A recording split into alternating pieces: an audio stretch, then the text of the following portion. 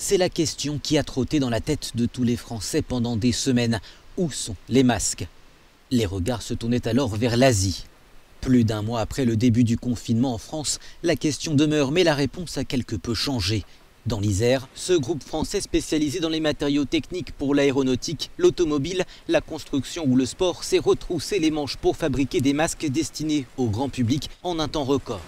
Des masques réutilisables et certifiés qui répondent à des normes sanitaires fixées par l'Association française de normalisation. Ce tissu, à chaque fois qu'il est lavé, 5, 10 fois, 50, 100 fois, il est testé pour justement vérifier que la filtration est toujours performante. Et cette norme AFNOR va pouvoir servir de modèle en Europe. Je sais qu'il y a déjà des discussions qui se font avec les autres pays. Il y a encore un mois, l'entreprise ne connaissait rien aux masques. D'ordinaire, ce sont des parapentes ou des composites pour les intérieurs des avions qui sont produits ici. Pour parvenir à relever le défi en un délai aussi court, l'entreprise a dû adapter son outil de production. On a commandé des équipements supplémentaires que l'on aura greffés sur nos équipements existants.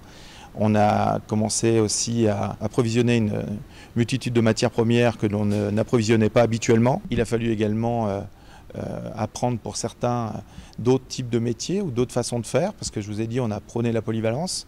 Donc les personnes ont joué le jeu en acceptant rapidement. Résultat, en quelques semaines seulement, la capacité de production est passée de 100 000 masques par semaine à 1 million, avec l'objectif à terme de vendre au-delà des frontières françaises. Une production pharaonique qui bénéficie aussi à l'entreprise. 70% des salariés de cette usine ont continué à venir travailler, évitant ainsi le chômage technique. C'est bien de savoir qu'on est utile, un peu plus que d'habitude, sachant que énormément de personnes sont au chômage partiel actuellement. Ça contribue aussi pour faire des masques, donc c'est vrai que ça motive un peu plus. Et ce groupe n'est pas le seul mobilisé. En tout, 7 entreprises d'Auvergne-Rhône-Alpes ont répondu à la commande de la région pour 9 millions de masques, avec l'objectif d'équiper tous les habitants. Une production exceptionnelle qui sonne peut-être le début d'une relocalisation plus pérenne, au plus près des besoins.